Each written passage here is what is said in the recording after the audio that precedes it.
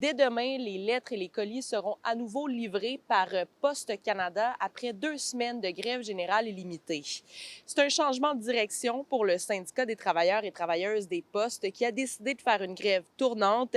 Chaque jour, au moins une section locale sera sur les lignes de piquetage. La décision était pour reprendre le service aux clients, à la population canadienne.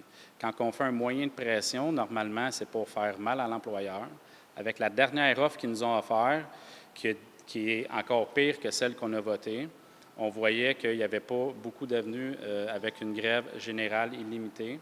Donc, c'est pour ça qu'on a repris le service. Notre but n'est pas de couler la compagnie, ni non plus de faire trop mal à la population, aux clients. Donc, c'est pour ça qu'on a décidé de reprendre une grève tournante. Poste Canada est un service essentiel. C'est une institution qu'il faut sauver. Le ministre des Services publics, Joël Lightbound, s'est dit encouragé par l'annonce du syndicat, qui a d'ailleurs rencontré le ministre hier. Une autre rencontre est prévue la semaine prochaine.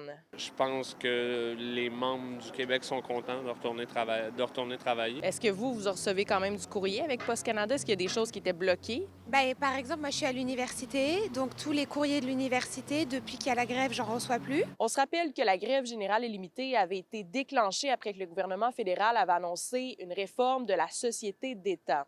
Cette réforme incluait la fermeture de certains bureaux de poste ruraux et la fin de la livraison à domicile. Poste Canada, il faut qu'il continue comme il faisait.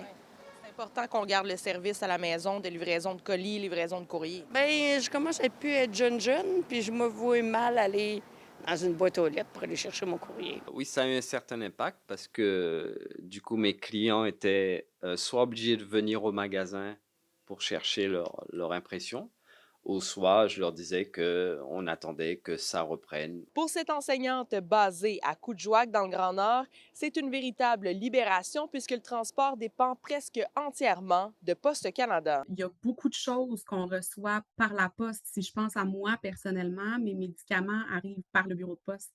La nourriture que mon chien mange, une nourriture spéciale, arrive par le bureau de poste. Tantôt, vers l'heure du souper, l'ampoule de mon bureau a brûlé. J'ai voulu aller en acheter au magasin. On n'en a pas ce type d'ampoule-là au magasin ici. Dont la maintenance, les gens de maintenance de mon appartement ne sont pas disponibles comme ça le soir pour une ampoule brûlée. Puis je ne peux pas en commander par la poste non plus. De son côté, Poste Canada se réjouit de la reprise des activités, mais exhorte le syndicat à reprendre les négociations. À Montréal, Élie Mercure, pour Nouveau Info.